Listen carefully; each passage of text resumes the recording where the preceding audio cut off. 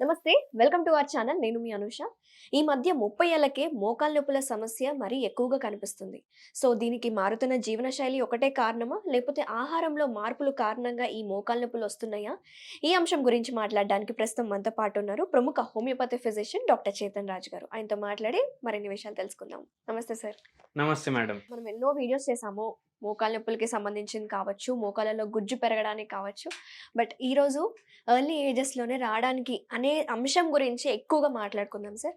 ఎందుకంటే life style అనేది చాలా ఇంపార్టెంట్ అయిపోయింది ఈ రోజుల్లో. అందరికి సిట్టింగ్ జాబ్స్ ఎక్కువయ్యాయి. అండ్ కొంచెం గూడా నడవలేని పరిస్థితి అయింది. సో, 30 ఇయర్స్‌లోనే మోకాళ్ళ నొప్పులు రావడానికి కారణాలు ఏంటంటారు? ఇవే అంటారా? ఇంకేమైనా ఉన్నాయా? కొంచెం గూడా నడవడానికి రావట్లేదు అని అన్నారు గదా! హ్మ్. దాంతోటి నాకు ఒకటి మన కేస్ గుర్తొచ్చింది. హ్మ్. ఏం కేస్ అంటే సూరత్ మీరు సిటీ విన్నారా? హ్మ్. ఒక పెద్ద డైమండ్ మర్చెంట్ ఉండే సూరత్‌లో. ఓకే. సో, వాళ్ళ డాటర్‌కి she was suffering from rheumatoid arthritis. Okay. ఆమె ఏజ్ 20 ఇయర్సే ఉండే. హ్మ్. మీరన్నా ఇప్పుడు 30 అన్నారు. 20 ఇయర్సే ఉండే. హ్మ్. టోటల్లీ క్రిపుల్డ్ అన్నమాట. హ్మ్. ఇంట్లో మొత్తం వీల్ చైర్ మీదనే. ఓకే. సో, వాళ్ళకు మన రిఫరెన్స్ ఎవరు ఇస్తే వాళ్ళంత దూరం నుంచి ట్రీట్మెంట్ గురించి వచ్చారన్నమాట. హ్మ్. మనం ట్రీట్మెంట్ ఇవ్వడం స్టార్ట్ చేసాము. రుమటాయిడ్ ఆర్థరైటిస్ ఆ పేషెంట్‌కి పర్మనెంట్‌గా తగ్గింది. హ్మ్. కానీ ఎందుకొచ్చింది మనం ఇక్కడ తెలుసుకోవాలి. ఓకే. సో, ఆ అమ్మాయికి మనం ఎప్పుడు ఏం డిస్కస్ చేస్తాం హోమియోపతిలో మేము మైండ్ సింప్టమ్స్‌ని చాలా ఇంపార్టెన్స్ ఇస్తాం అనేసి. హ్మ్. ఆ అమ్మాయికి స్కూల్‌లో ఉన్నప్పుడు వరకు రుమటాయిడ్ ఆర్థరైటిస్ లేకుండే. కానీ స్కూల్‌లో కొన్ని ఇన్సిడెంట్స్ జరిగినాయి. 9థ్ క్లాస్‌లో, 10థ్ క్లాస్‌లో. ఎలాంటి ఇన్సిడెంట్స్ అంటే మొలెస్టేషన్ ఇన్సిడెంట్స్ జరిగినాయి. ఓకే. అయితే ఆమె వాళ్ళ పేరెంట్స్‌కి కూడా చెప్పలేకపోయింది. హ్మ్. And over a period of time అది చాలా రోజులు నడిచింది. వాళ్ళ రిలేటివే ఎవరో చేశారన్నమాట. సో, అట్లా లోపల పెట్టుకొని చాలా బాధపడి ఎవ్వరికీ చెప్పుకోలేక లాస్ట్‌లో రుమటాయిడ్ ఆర్థరైటిస్ స్టార్ట్ అయిపోయిందన్నమాట పేషెంట్‌కి. ఓకే. సో, ఆ అమ్మాయి కేస్ టేకింగ్ తీసుకున్నాక మొత్తం స్టడీ చేసి, మనం మందులివ్వడం స్టార్ట్ చేసినందుకు ఆమెకి పూర్తిగా she is now able to walk without wheelchair. Okay. She is now going to normal college. Hmm. And చాలా స్ట్రగుల్ చేసింది ఆ అమ్మాయి గూడా. అండ్ ఏముందంటే ఇప్పుడు రుమటాయిడ్ ఆర్థరైటిస్ అంటే ఒక ఆటో ఇమ్యూన్ డిసార్డర్. దీనికి రావడానికి కారణాలు జెనెటిక్ కాజెస్ కూడా ఉంటాయి. స్ట్రెస్ అయితే చాలా ఇంపార్టెంట్ ఫ్యాక్టర్ ప్లే చేస్తుంది.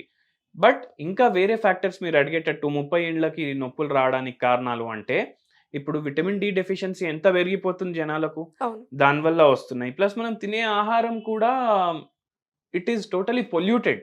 హ్మ్. మొత్తం పెస్టిసైడ్‌లే ఉంటున్నాయి. ఇప్పుడు మనకు మన జనాభా సంఖ్య ఎంత ఎక్కువుందంటే highest populated country in the world. So, అవును. మనకు ఫుడ్ ప్రొడక్షన్ గూడా ఎక్కువుండాలి. హ్మ్. దానికోసం మనం ఏం చేసినాం, హై ఈల్డ్ వెరైటీ సీడ్స్ వాడడం స్టార్ట్ చేసినాం. ఎక్కువ రావాలనేసి మనకు హ్మ్. ఫుడ్. దాంతో పాటు పెస్టిసైడ్‌లు ఇంకా ఫెర్టిలైజర్‌లు వాడడం స్టార్ట్ చేసినాం. అవును. ఎందుకంటే ఆ సీడ్స్ వీక్ ఉంటాయి. ఈజీగా ఎఫెక్ట్ అయిపోతది క్రాప్. సో, వీటి వల్ల దాంట్లో మనం ఇండైరెక్ట్‌గా దీని బెనిఫిట్స్ ఉన్నాయి. మనం మన ఫుడ్ ఎంత కావాలో మనం ఓకే.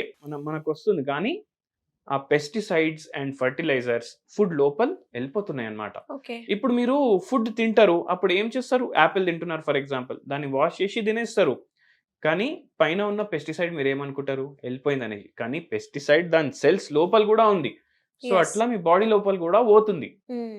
అండ్ అది డ్యామేజ్ చేస్తుంది. మీ ఆర్గన్స్‌ని గాని, బోన్స్‌ని గాని, జాయింట్స్‌ని గాని. అండ్ దీనివల్ల విటమిన్ బి12 సరిగ్గా అబ్సార్బ్ అవ్వదు. విటమిన్ డి సరిగ్గా అబ్సార్బ్ అవ్వదు. అందరేమనుకుంటారు? సరే ఇప్పుడు డి తక్కువుంది. మనం సప్లిమెంటేషన్ స్టార్ట్ చేద్దాం. హ్మ్. బి12 తక్కువుంది. మనం సప్లిమెంటేషన్ స్టార్ట్ చేద్దాం. బట్ ఇది మీరు సప్లిమెంటేషన్ తీసుకున్నప్పుడు వరకు ఓకే ఉంటుంది. కానీ నేచురల్ ఫుడ్ నుంచి అబ్సార్బ్ అవ్వట్లేదు గదా! యెస్. సో, అది ఒక రీజన్.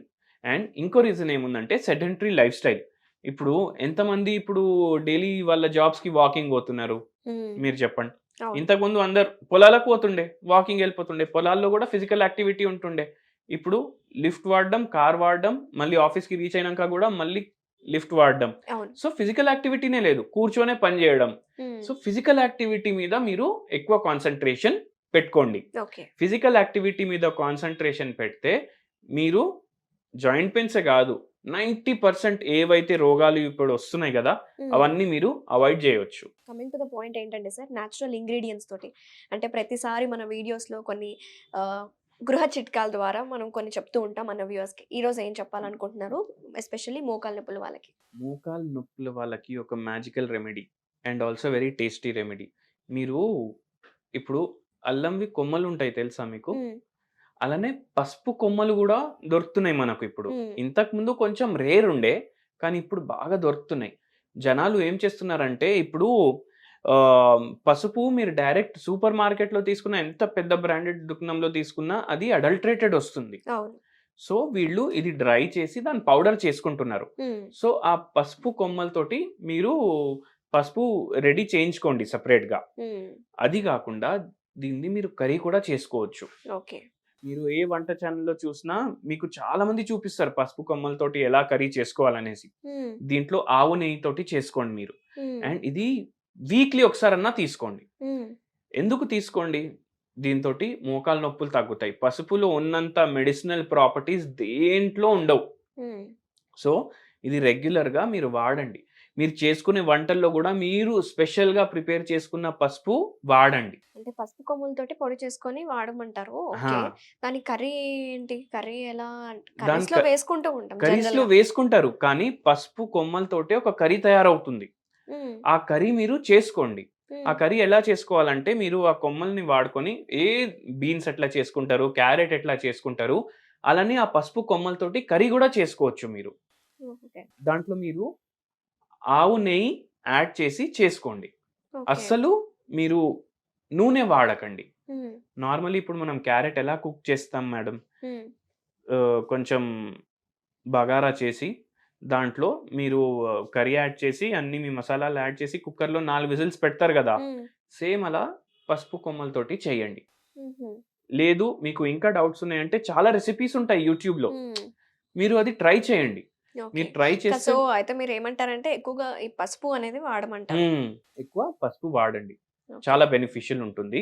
అండ్ నొప్పులకే గాదు. మీకు షుగర్‌లో గూడా బెనిఫిషియల్ ఉంటుంది. కాన్‌స్టిపేషన్ పేషెంట్స్‌కైతే ఇది ఒక ఇట్ ఈస్ లైక్ అమృతం అన్నమాట. హ్మ్. So, okay. అంత బెనిఫిట్స్ ఉంటాయి దీంట్లో. మోకాళ్ళ నొప్పులకు సంబంధించిందైతే చెప్పారు. ముఖ్యంగా లైఫ్ స్టైల్‌ని సార్. వీళ్ళు తినకూడని ఐటెమ్స్ ఏంటి? ఫుడ్స్ పలానవి తినకూడదంటూ ఉంటాం కాబట్టి, సో, ఎలాంటి ఫుడ్స్ అవాయిడ్ చేయాలి? ఎలాంటి ఫుడ్స్ అవాయిడ్ చేయాలి వీళ్ళు? వెయిట్ గెయినింగ్ ఫుడ్స్ ఫస్ట్ వీళ్ళు అవాయిడ్ జేయాలి. ఎందుకంటే వెయిట్ గెయిన్ అవుతే మోకాలు మీద బరువు అనేది గూడా పెరుగుతది. హ్మ్.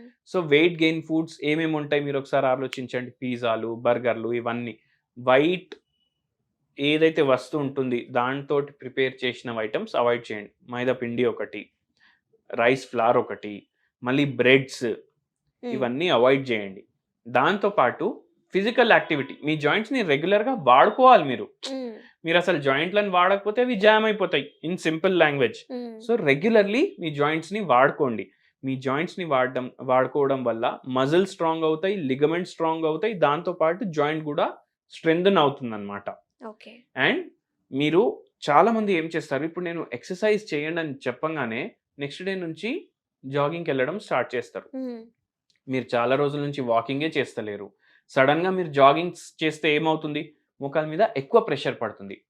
ఫస్ట్ మీ మోకాల్ని డెవలప్ చేయండి. వాకింగ్‌ని హ్యాండిల్ చేసుకునేటట్టు. యెస్. దాని తర్వాత మీరు జాగింగ్ చేయండి. బికాజ్ మీరు వాకింగ్ చేసినప్పుడు ఎంత వెయిట్ అయితే సడెన్‌గా పడుతుంది మీకు మోకాళ్ళ మీద, మీరు జాగింగ్ చేస్తే దానికన్నా 8 టైమ్స్ ఎక్కువ వెయిట్ మీ మోకాళ్ళ మీద పడతది.